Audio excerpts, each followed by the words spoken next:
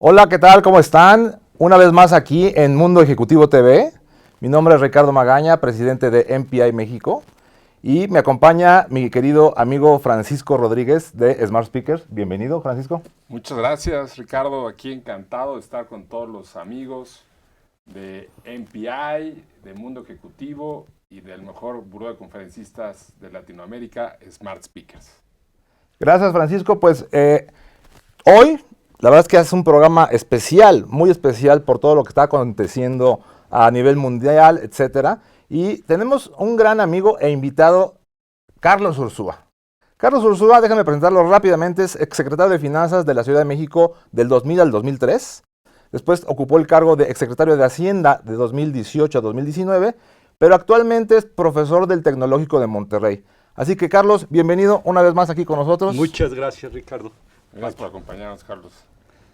Bueno, un problema que vemos a nivel mundial, que yo creo que es el principal problema económico que existe actualmente, es el tema de la inflación. ¿Cuándo crees que puede empezar a ceder y cómo sucederá esto? Bueno, esa es una pregunta que no es tan fácil de responder.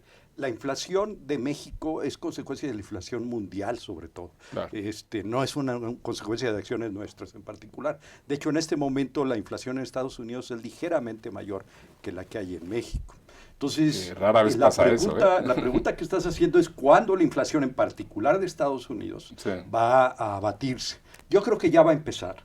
Yo creo que, sin embargo, que va a tardar, porque es un asunto estructural, de una demanda muy fuerte que se dio y una oferta muy débil, debido a que se rompieron las cadenas de suministro en muchos lugares del mundo. Yo creo que se va a abatir, pero yo creo que debemos esperar más o menos hasta, digamos, fines de 2023 para tener una inflación del orden de un 4 o 5%. Obviamente el Banco de México te va a decir que ya va a ser 3%, pero pues Sí. Ellos tienen que decir así. Entonces todavía como un año y medio, ¿tú lo ves? Yo creo que puede? sí. Va a ir bajando poco a poco. Por fortuna, Sí. porque si fuera de repente, Sí, es claro. porque simplemente hay una disrupción total en la economía mundial Claro. y mexicana, ¿no? Yo creo que va a ser una especie de aterrizaje suave, que eso está bien. Perfecto. Sería de poco a poco con todo lo que está ocurriendo, Carlos. Déjame contarte, hace 10 días estuve yo en Cuba, en una feria turística de reuniones a los que nos dedicamos en esto, y platicaba con un ministro de Polonia. Entonces la pregunta que le hacía yo a él, Polonia tiene frontera con Ucrania y al otro lado con Rusia, y la pregunta era obligada, oye, ¿qué tanto te afecta? Evidentemente, pues le afecta. Y a veces pensamos que no nos afecta porque estamos lejos del otro lado del mar. ¿Qué tanto puede afectar la guerra de Ucrania, en realidad, a nuestra economía? Bueno, yo creo que de manera indirecta puede afectar algo.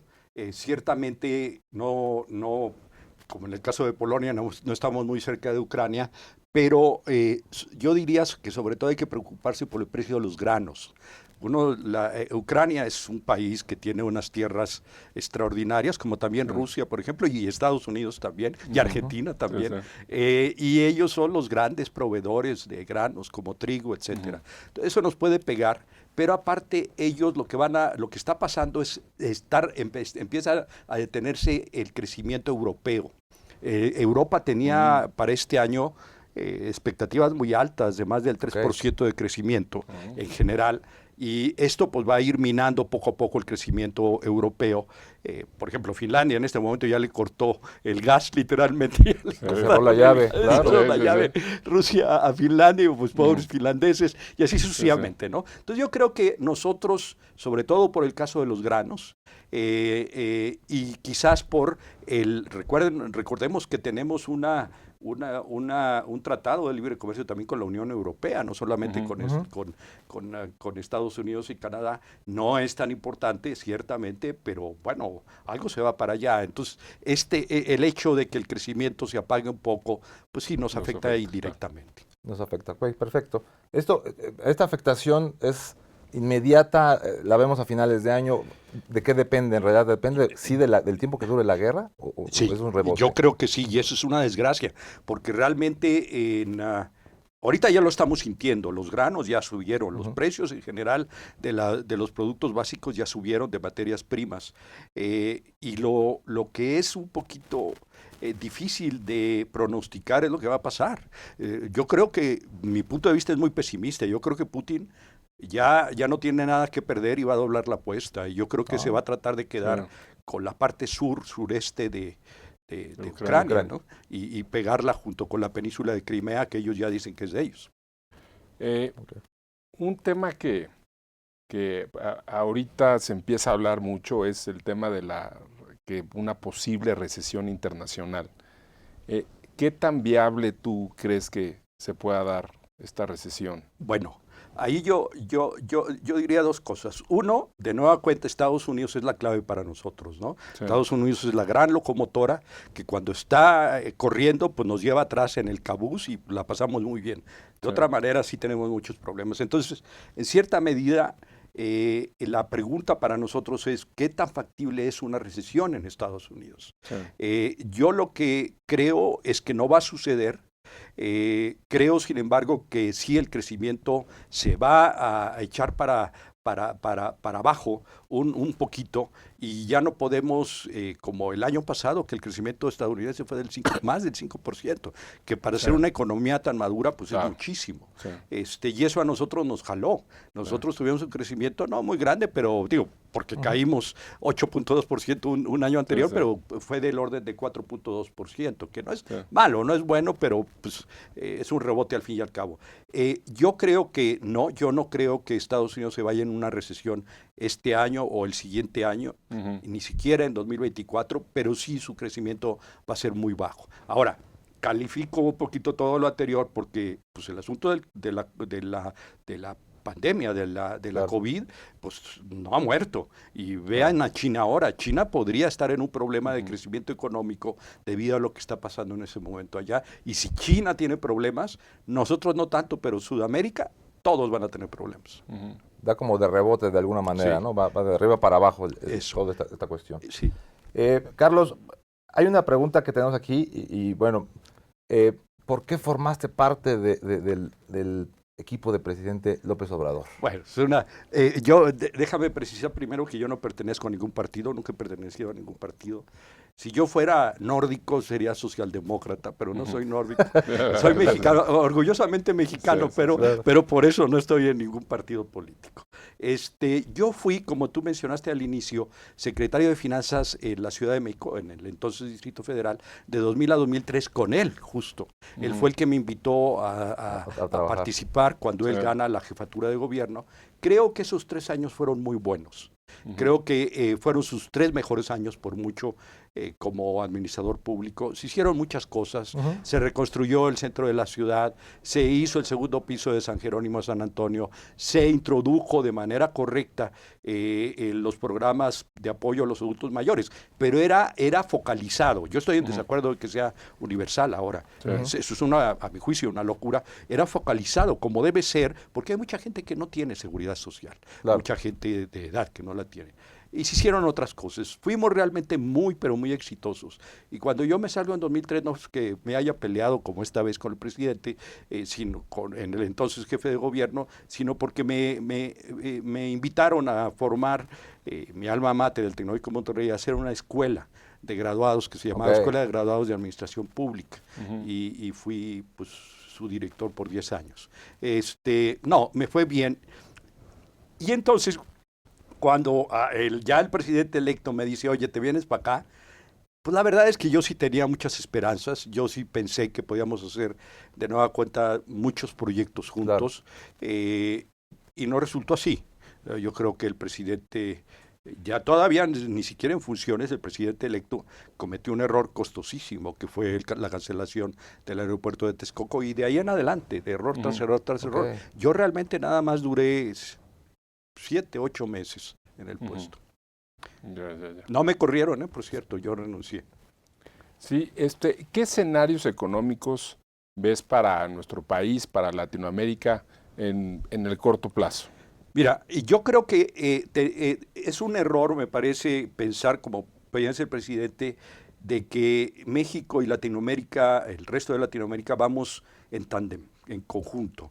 La verdad es que somos muy diferentes. Qué bueno que seamos latinoamericanos y hay obviamente un cariño que tenemos Claro. por todos los países de Sí. Latinoamérica y que ellos nos tienen, pero es una economía muy diferente. La economía mexicana es una economía de manufactura. Ujú. Realmente nosotros no competimos con países en Sudamérica, ni siquiera con Brasil. Nosotros competimos con China, ese es nuestro problema. Sí, Bueno, sí. nosotros competimos en cuestiones de manufactura, ni más ni Sí. menos. Ellos no. De hecho, inclusive países como Brasil y Argentina dependen mucho de exportaciones todavía de materias primas, de productos básicos. Y eso, por eso yo decía hace un momento que esta reducción en el crecimiento de China les va a pegar a ellos, porque todo eso sobre todo lo exportan a China. Es por donde lo que está, es bien interesante porque de repente se piensa como una canción y Latinoamérica y México somos uno, sí, padrísimo las banderas, pero hoy México tiene más beneficios, más cosas positivas que otros países latinoamericanos o de habla hispana, ¿no? Eso es, Sí. en resumen es un poco eso, ¿no? Sí, y la economía misma es una economía muy diferente a la economía del resto de América Latina. Nosotros, nos guste o no, estamos integrados, sobre todo Estados Unidos, a la economía estadounidense. Nosotros exportamos 80% de nuestras exportaciones van a Estados Unidos, que no es poca cosa, ¿eh? No, no, no. Nosotros ya tenemos participaciones de todo lo que importa a Estados Unidos, ahorita un porcentaje mayor al 13%, que es una barbaridad. Sí, Nada claro. más nos gana China, ya ni siquiera Canadá. Entonces nosotros estamos aquí, nosotros somos de América del Norte.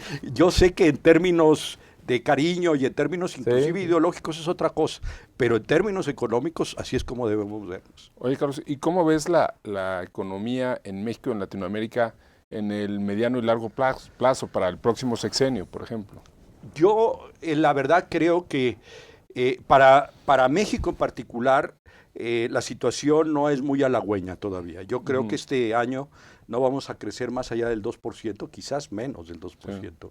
El gobierno originalmente pensaba en que íbamos a crecer 4.2%, sus criterios generales de política económica, y ahora ya bajó creo que a 3.6%. Eso es muchísimo, es decir, no lo vamos a lograr, va a ser del orden del 2%, quizás un poquito menos. Y eso obviamente va a repercutir mucho en términos de muchas cosas, pero en particular las finanzas, la recaudación, etcétera, etcétera.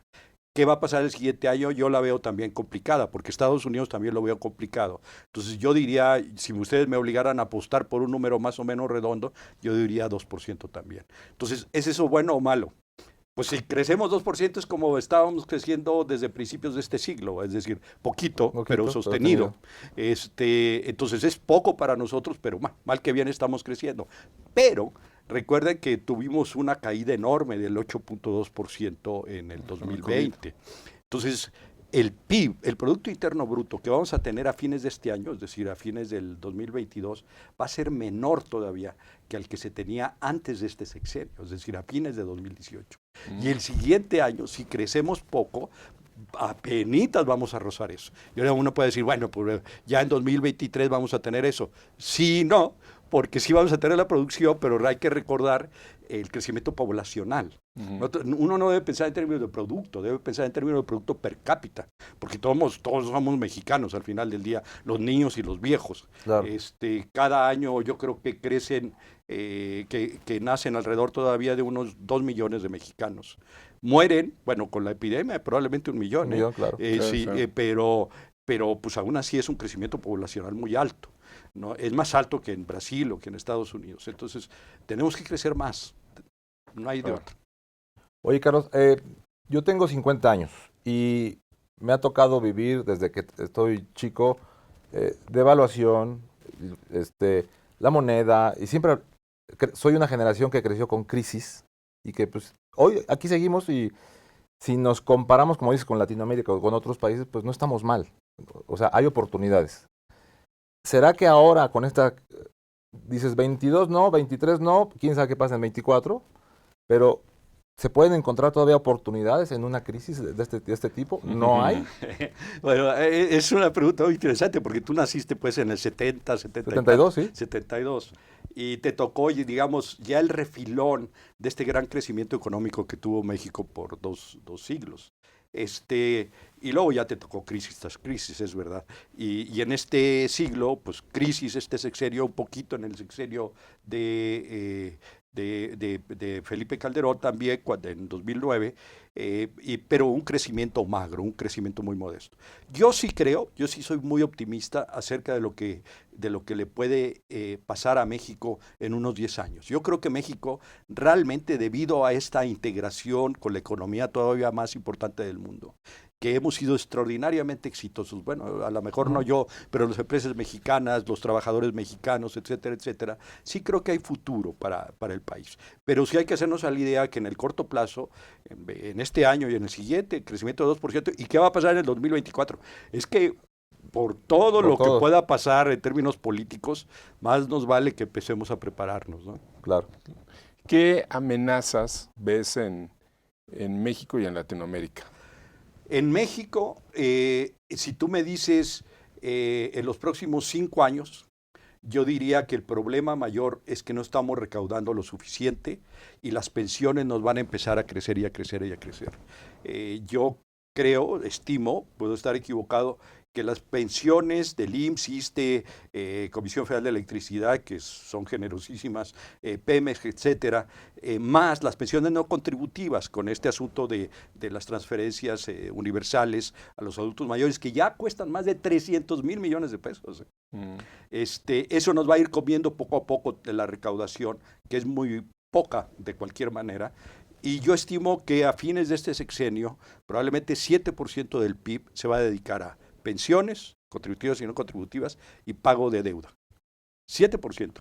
Ahora, pues depende de cuánto uno recaude. Bueno, el gobierno federal recauda 14% del PIB en impuestos. Y a eso hay que sumarle un 2% más o menos de derechos petroleros ahora, que no es más porque ha caído enormemente la contribución de Pemex. Entonces es una situación muy complicada. Yo creo que quien gane la presidencia de la República el siguiente sexenio tiene que estar muy consciente, pues literalmente, que le van a pasar un cartucho de dinamita a punto de prenderse. Entonces sí se va a tener que pensar, tiene que ser un estadista. Yo no sé quién va a ser, pero tiene que ser, no puede ser ya un populista. Porque un populista piensa en votos, pues como piensa el presidente. Y no es el único, Trump igual y Bolsonaro igual. Los populistas son así. Tiene que ser un estadista. Porque va a tener que haber cambios tributarios, de pensiones y de muchas otras cosas. Pues muchísimas gracias, Carlos. Hemos llegado ahora sí que a la campanita de que terminó el programa. Te agradecemos tu presencia y pues agradecemos a todos nuestros amigos de MPI, de Mundo Ejecutivo y de Smart Speakers por acompañarnos el día de hoy. Ricardo. Un saludo a todos de nuevo. Síganos, recuerden, todos los jueves a las 6:30 de la tarde con este tipo de programas. Tendremos mejores invitados, más invitados. Vaya, todo lo que hemos tenido hasta el momento ha sido grandes comentarios de grandes líderes dentro de su sector o dentro de la industria. Así que, Carlos, otra vez, un placer haber tenido contigo. Muchas gracias por la invitación y espero no haber asustado a la audiencia. No, yo creo que hay que decir las cosas como son. No estamos tan mal y vamos a crecer, entonces no se apuren, pero también hay que prepararse, pues. Claro. Gracias.